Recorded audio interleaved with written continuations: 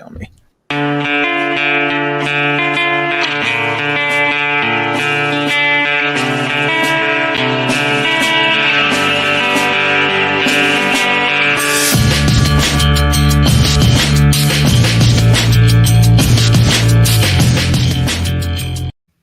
Hello, everyone. I am Lauren Konkar-Sheehy, the Executive Director of the Garden State Film Festival. And with me is David Schoner, Associate Director at the New Jersey Television and Motion Picture Commission. I think I said that backwards. You did, but it's still right. And we're super excited to have Rick Cook joining us from Philadelphia. Hi, Rick. Hey, how are you guys? Good, thanks. Doing well. So we're here to talk about the short that you created with Hunter called Life in Kensington, Philadelphia, through the lens of Jeffrey Stockbridge. Rick, how did this project come to be? First of all, you're amazing. Not only with your still photography, but obviously I'm a huge fan and very proud of you. But how did this project, but also I know that you and Hunter kind of have a series of these shorts that you're doing. So tell us all about that. Yeah, so me and my friend and collaborator Hunter Sita, a few years ago we were hanging out, just skateboarding. We do a lot when we're even just a few years younger. And we really wanted to start shooting some small documentaries about different artists and kind of creatives in the Philadelphia area that we knew.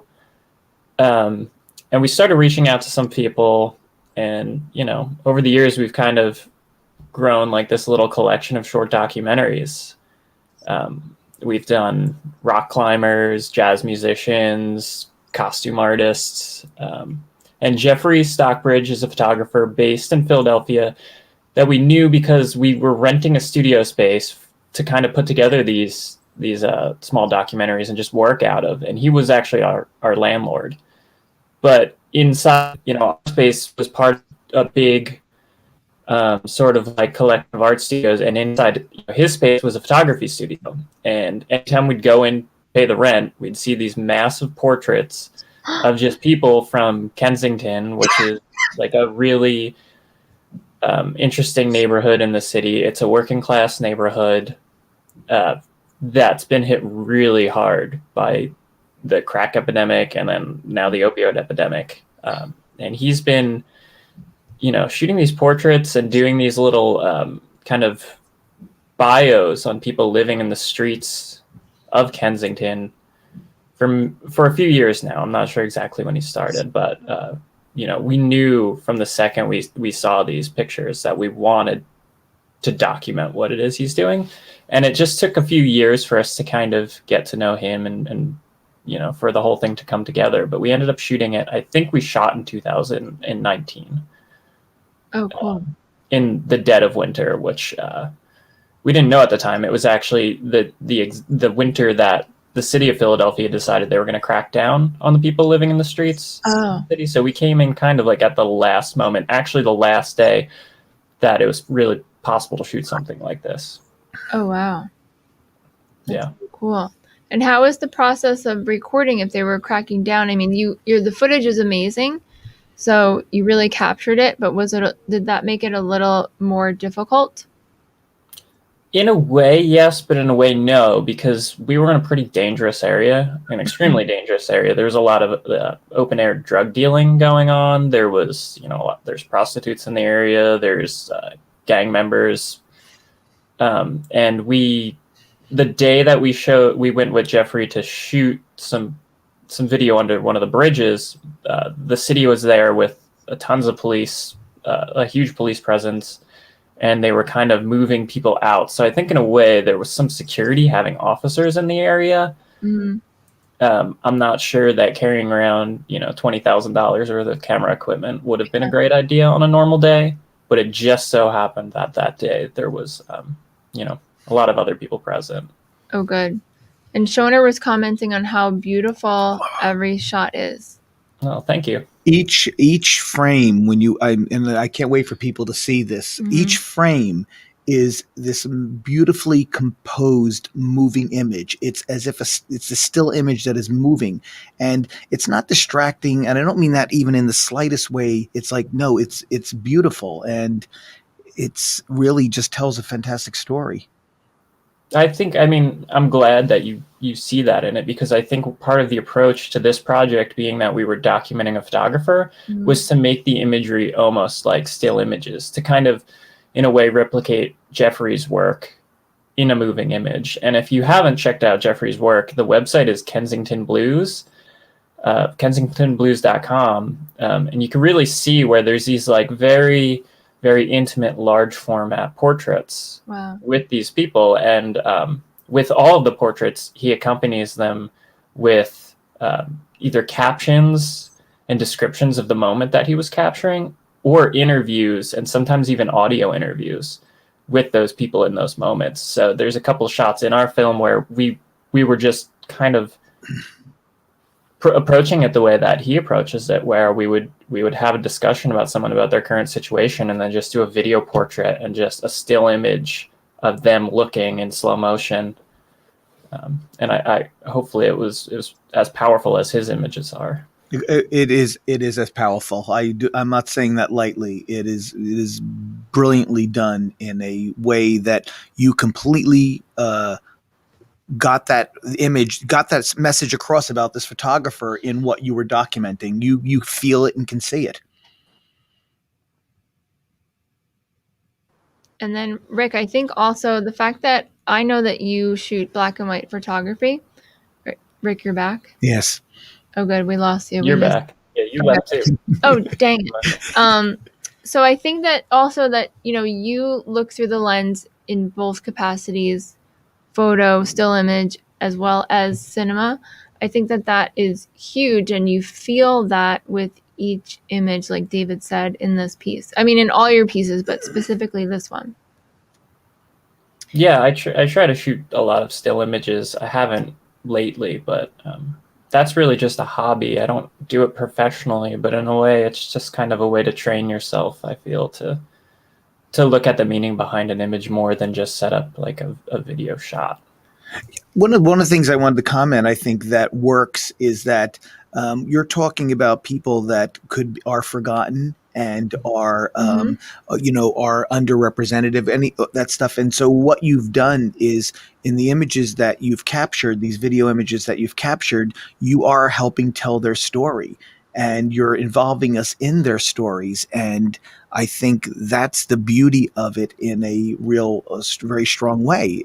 That's important, because they are important. Yeah, there's a lot of lost people on the streets of Philadelphia, and if you just drive through that neighborhood, it's unavoidable. You turn down every corner, and there's somebody living in a tent. You turn, it's people living in just horrible situations. There's like a housing crisis going on in the city. It was highly publicized over the pandemic, of people living on the Benjamin Franklin Parkway. And that's a huge part of what Jeffrey does. He tells the stories of these people, and he does that.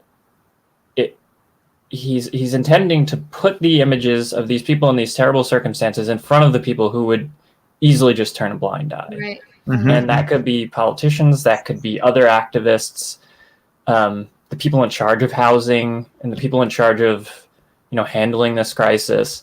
He takes these images of these really horrific but yet beautiful images of humanity, and he puts them in front of them, and it's kind of unavoidable. You can't stand in a room with a bunch of portraits that are like 4 feet tall, looking right in front of you, and just say that you can't see the problem. Right.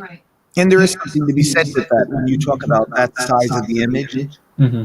You can't walk away. You can't not look. And that's important. And when you're trying to highlight these people, these underrepresented people, these people that are on the edge, by having the images that large, you are forced to look at them and acknowledge them.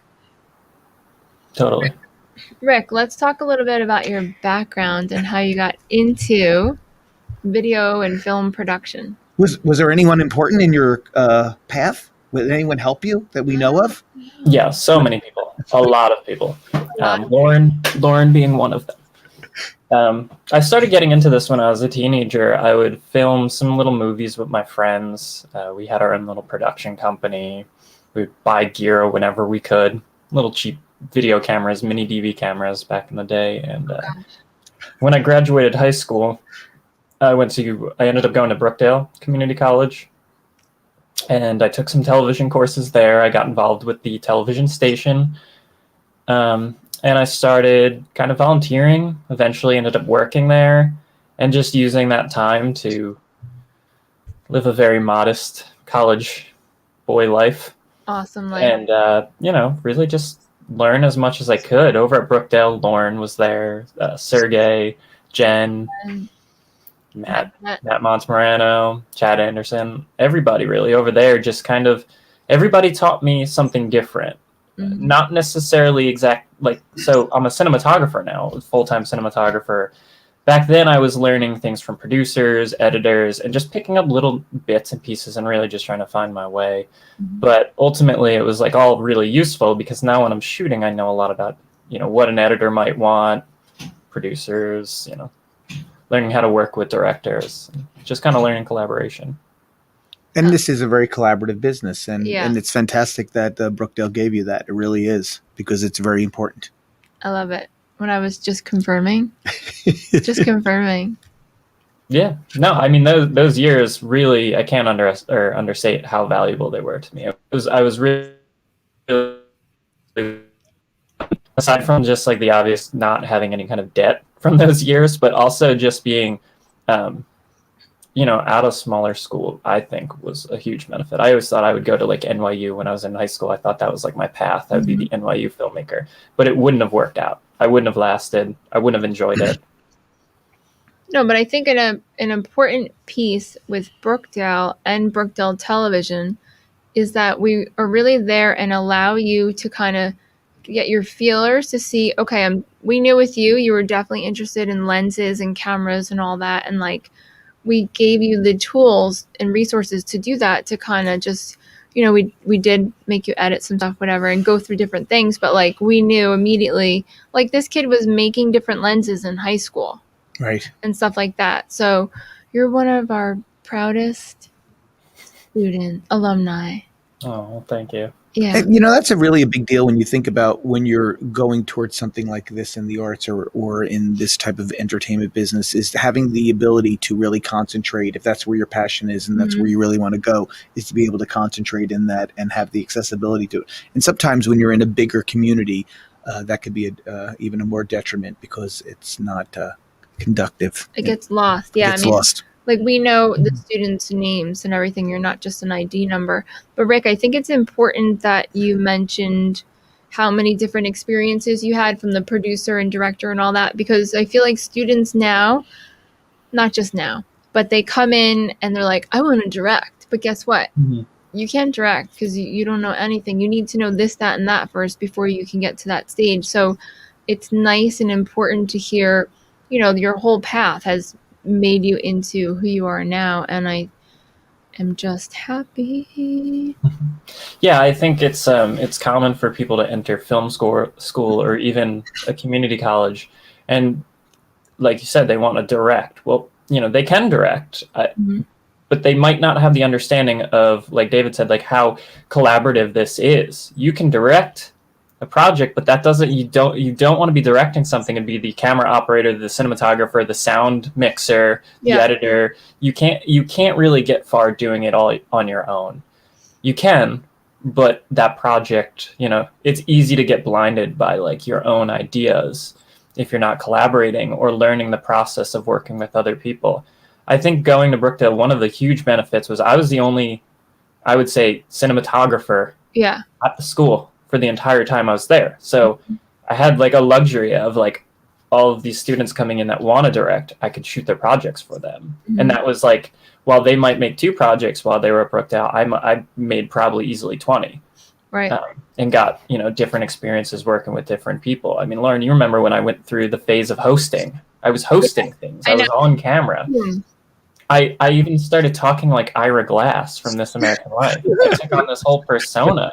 try different things in college, and some of them work and some of them don't. Yeah, but it was fun. But we had so much fun, and with the collaboration, we worked together so often that we kind of could read each other's minds, Right. and even on set with looking at the image and knowing what we're going to change, and knowing to get him a blueberry muffin and coffee. And his coffee is on a different level. I can't get that kind of coffee. Is here. it that bulletproof? No, Rick, let's get into it. No, just like a single origin Ethiopian pour over will do. That's all. Yeah, that's all. I don't know if Booskidoo has that. I don't even know if you can get that here at Bell Works. I know. I don't know. So I'm like, maybe, I'm sure. You They can. probably renamed it, but you could ask them for that. Ming just said Okay. officially yes. Oh, cool. I thought so. That's awesome. But yeah, the collaboration is a huge, important piece. I mean, even doing so many different projects, I love that I can communicate to him the feel and what I would like. And then he works through, Lauren, come on. Mhm. Like, let's do this or that. When I'm like, give me sparkles, Lauren.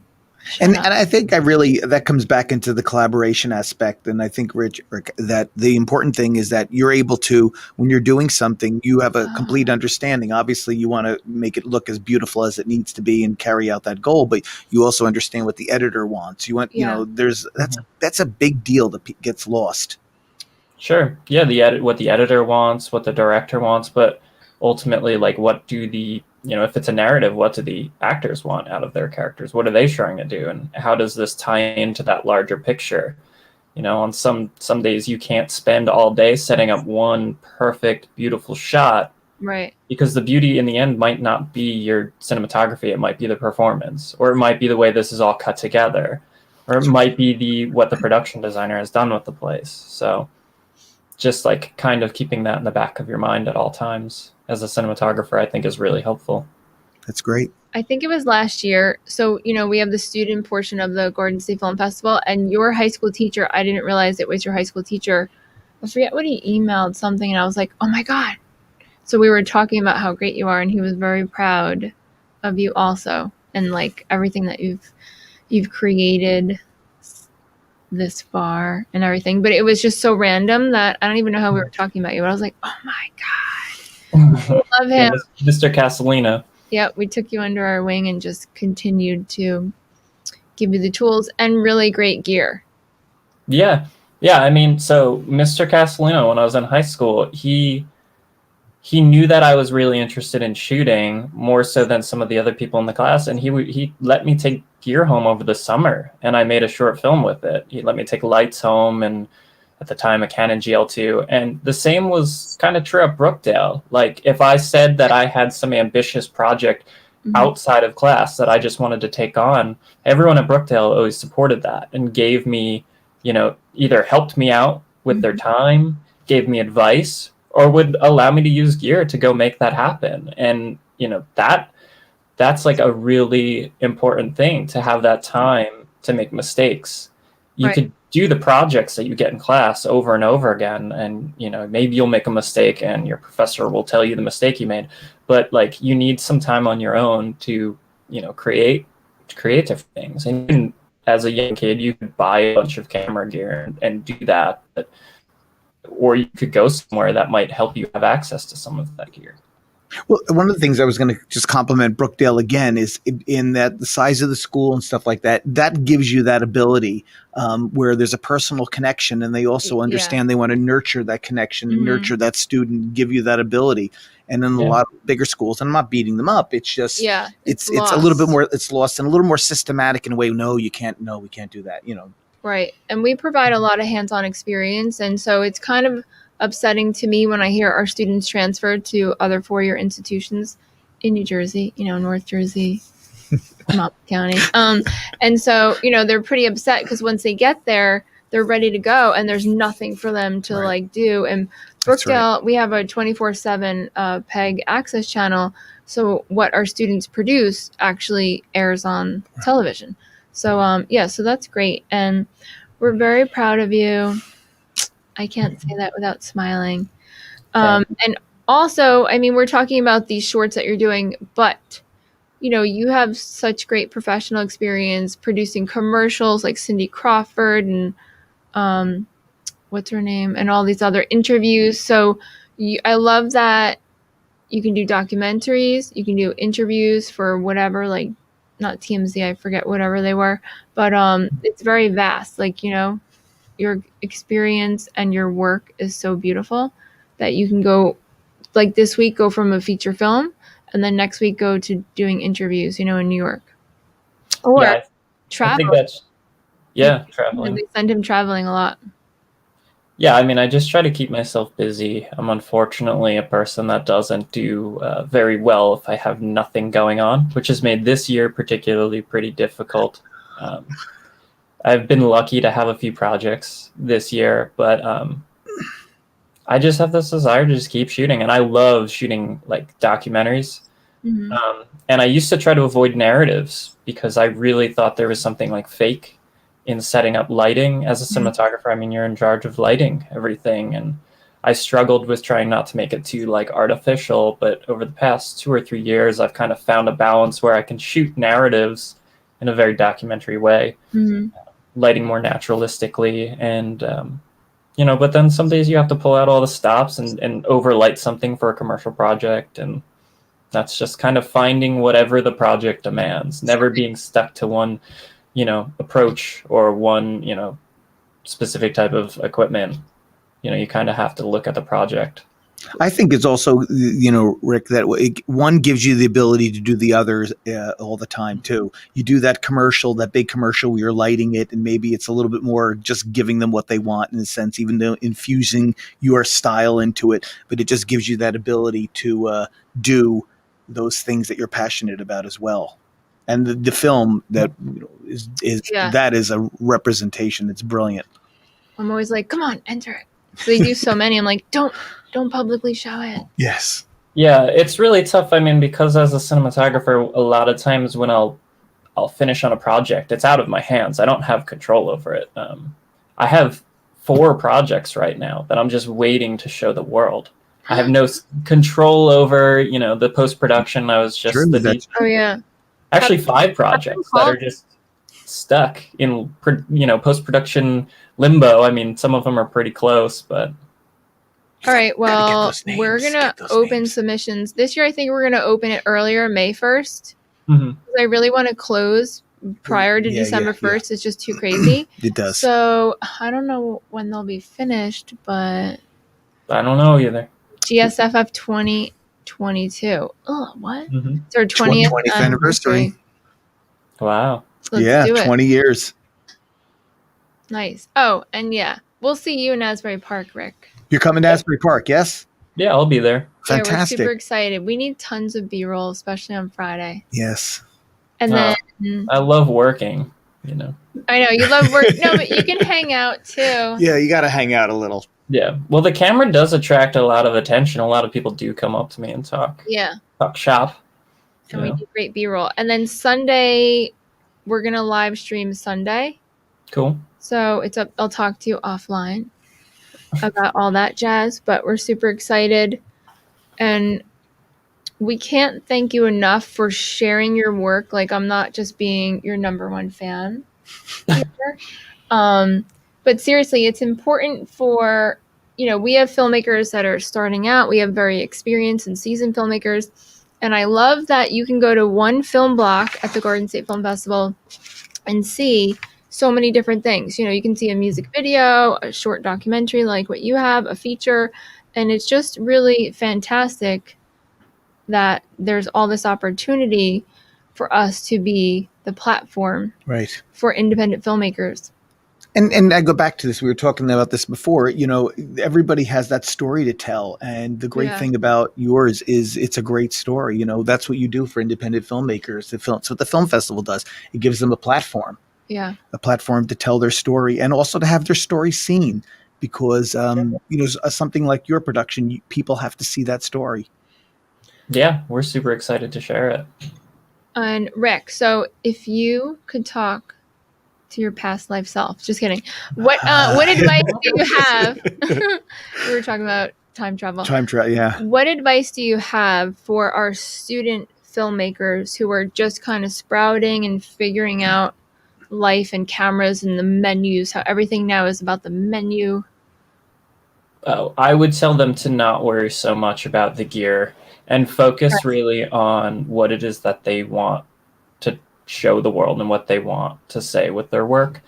And also that the most important part of the process is meeting people that you collaborate well with. I mean, with this project, Hunter is, somebody who I met on set. I mean, Lauren, you were there the day that I met Hunter. You guys, I would have never guessed that, 5 or 6 years later, he's not only one of my best friends, but all of my best work has been created with him. Yep. I love him as an editor, and that's rare for me to say that I like somebody's editing. Right. Yeah. So I could have had any camera, but what really made this project special and other projects was meeting and collaborating with someone who you think alike with. You both have the same view on the world. You both have the same kind of voice.